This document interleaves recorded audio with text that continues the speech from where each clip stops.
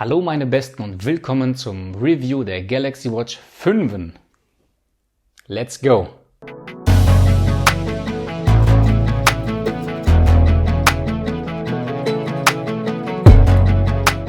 Welches der beiden ist die Watch 5? Könnt ihr mir es auf Anhieb sagen? Ich denke nicht, denn selbst ich könnte es nicht, wüsste ich es nicht. Das liegt ganz einfach daran, dass sich das Design der Watch 5 nur minimal geändert hat. Und zwar auf der Unterseite. Na toll! Wer sieht denn schon die Unterseite, wenn die Uhr getragen wird? Aber lasst uns beide Uhren mal umdrehen, um zu schauen, was genau sich geändert hat. Die Wölbung der Sensoreinheit hat sich geändert. Sie ragt etwas mehr heraus, um den Kontakt zur Hautoberfläche zu verbessern. Außerdem hat die Watch 5 einen neuen Temperatursensor, der leider noch nicht aktiv ist. Das soll mit einem späteren Update erfolgen. Die Auflösung zu meiner Frage habt ihr inzwischen, oder? Beides sind Watch 5. So viel zum Thema Design. Kurz gesagt, hat sich optisch rein gar nichts geändert und das ist bis auf einen Punkt nicht schlecht, denn ich mag das Design der Watch 4 bzw. jetzt der Watch 5. Vor allem bei einer Gehäusefarbe, die nicht schwarz ist, denn dann setzt sich das Aluminiumgehäuse von dem runden Teil ab und gibt einen schönen Kontrast. Mein einziger Kritikpunkt zum Design ist der dicke Rand. Ja, ich weiß, dass er eine Funktion zur Bedienung des Gerätes hat, aber diese Bedienung muss für die Watch 6 anders gelöst werden. Beispielsweise durch eine digitale Krone oder aber durch einen touchsensitiven Button, denn die Buttons sind schon heute länglich designt. Den oberen könnte man noch länger gestalten und damit durch die Menüs scrollen. Ich hoffe, jemand von Samsung schaut mit und testet meinen Verbesserungsvorschlag. Der dicke Rand führt dazu, dass die wirklich schön gestalteten Ziffernblätter nicht an den Rand der Uhr gelangen und das finde ich persönlich nicht ästhetisch. Was mir hingegen gefällt, ist das neue Glas, denn es ist nun Saphirglas, was bis zu 60% kratzresistenter sein soll als noch bei der Watch 4. Ein Vorteil des gleichgebliebenen Designs ist auch, dass die alten Armbänder auf die neue Uhr passen. Apropos Armbänder, die Galaxy Watches sind nun dank dem Bespoke Studio personalisierbarer denn je. Es gibt viele neue Armbänder und viele neue Ziffernblätter, die wiederum auch weiter angepasst werden können. Das gefällt mir sehr, denn jeder Mensch hat einen ganz individuellen Geschmack und Uhren waren, sind und werden immer an die eigenen Vorlieben angepasst. Genug zum Design, wie sieht es mit den Funktionen aus? Ich möchte mit dem Schlaftracking und der Schnarcherkennung beginnen. Kurz gefasst, ich bin erschrocken, wie gut die Schnarcherkennung funktioniert. Es ist ziemlich cool, sich selbst beim Schnarchen zuzuhören. Doch für diese Funktion muss das Samsung-Smartphone neben euch auf dem Nachttisch liegen und mit dem Stromkabel verbunden sein. Standardmäßig ist die Funktion für die Erkennung von Schnarchen ausgeschaltet. Das heißt, ihr müsst diese Funktion erst über euer Smartphone mit der Samsung Health App einschalten. Das Schlaftracking funktioniert genauso gut. Man kann die Schlafenszeit planen und die verschiedenen Schlafphasen wie wach, leicht, tief, REM messen lassen. Ihr müsst aber folgende Warnung des Herstellers beachten. Die Messungen sind nur für allgemeine Wellness- und Fitnesszwecke bestimmt, nicht für die Erkennung, Diagnose oder Behandlung von Krankheiten oder Schlafstörungen bestimmt. Ob die einzelnen Schlafphasen wirklich präzise gemessen werden, kann ich leider nicht sagen, da mir professionelles Equipment zum Vergleichen fehlt. Aber ich kann euch den Vergleich zur Apple Watch Series 7 geben und die Werte sind gar nicht mal so unterschiedlich. Der größte Unterschied ist in der Wachphase. Die Watch 5 gibt diese Phase mit 54 Minuten an und die Apple Watch mit nur 7 Minuten. Die REM-Phase ist mit 1,5 Stunden fast identisch. Beim Leichtschlaf gibt es wieder einen größeren Unterschied von knapp 50 Minuten und die Tiefschlafphase ist mit 1 Stunde wieder fast identisch. Der Akkuverlust über Nacht mit aktiviertem Schlaftracking beträgt 7-8%. Das geht für mich vollkommen in Ordnung.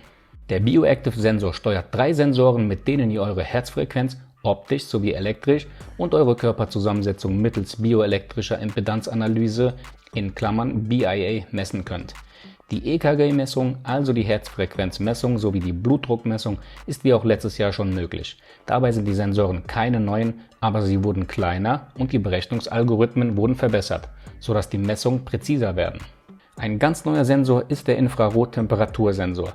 Aktuell soll er noch nicht viel machen, später im Jahr soll er Aufgaben zur Schlafüberwachung übernehmen. Bitte denkt jetzt an die folgenden Warnungen des Herstellers und teilt sie auch anderen Mitmenschen mit. Führe keine Körperzusammensetzungsanalyse durch, wenn du einen implantierten Herzschrittmacher oder andere implantierte medizinische Geräte hast. Führe keine Körperzusammensetzungsanalyse durch, wenn du schwanger bist und wenn du jünger als 20 Jahre alt bist, sind die Messergebnisse möglicherweise ungenau. Bei der Samsung Health Monitor App, die eine EKG-Aufzeichnung ermöglicht, handelt es sich tatsächlich um ein Medizinprodukt. Die EKG-Funktion kann bei der Feststellung von Herzrhythmusstörungen unterstützen. Sie sucht aber niemals nach Anzeichen für einen Herzinfarkt. Die App ist nicht dazu gedacht, eine ärztliche Diagnose oder eine Behandlung durch einen Arzt zu ersetzen. Bei Bedenken um die Gesundheit sollten Nutzer unbedingt einen Arzt aufsuchen.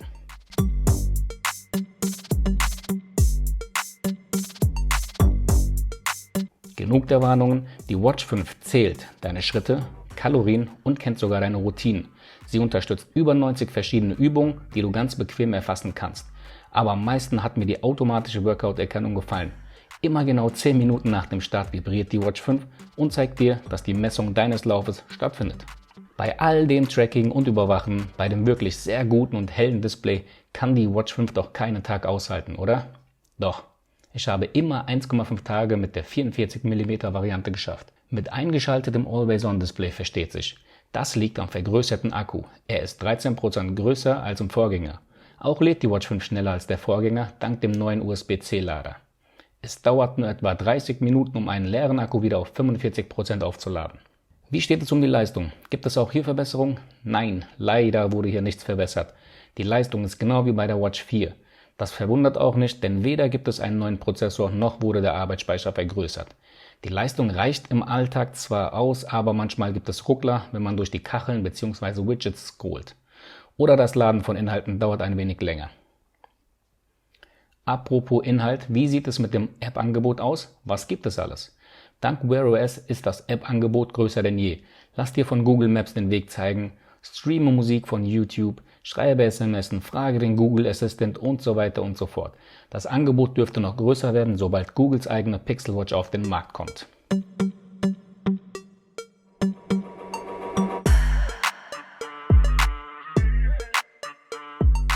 Und die Haltbarkeit? Wie steht es um die Haltbarkeit? Neben dem 1,6 mal widerstandsfähigeren Saphirglas ist sie auch wasserdicht, und zwar bis 5 ATM nach ISO-Standard 22810. Das bedeutet 30 Minuten bei 1,5 Meter klarem Wasser. Das ist wichtig, klares Wasser. Aber Achtung, nicht geeignet für Aktivitäten wie Springen in das Becken, Sporttauchen, Wasserski oder ähnliche Wasseraktivitäten mit hoher Geschwindigkeit und/oder Aktivitäten im tiefen Wasser. Es gibt keinen Schutz bei Salzwasser und anderen Flüssigkeiten, insbesondere Seifenlauge, Alkohol und/oder erhitzter Flüssigkeit. Neben dem Wasserschutz wurde die Watch 5 auch nach US-Militärstandard MIL-Standard 810H getestet.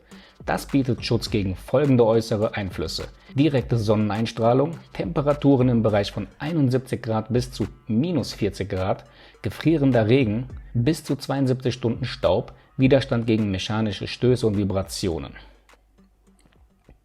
Wir kommen zum Fazit. Die Galaxy Watch 5 ist wie ein S-Update. Technische Neuerung bei gleichgebliebenem Design. Ist das schlimm? Nein, nicht wirklich. Samsung hat die letztjährigen Kritiken angenommen und entstanden ist die Watch 5. Die meiner Meinung nach beste Smartwatch mit Wear OS. Und daher kann ich diese Watch 5 wärmstens empfehlen. Wem der größere Akku, das Fast Charging, die genaueren Messwerte und auch das Saphirglas egal ist, kann nun zur günstigeren Galaxy Watch 4 greifen. Und damit verabschiede ich mich von diesem Video. Macht es gut, bleibt gesund und ich sage bis zum nächsten Video. Ciao.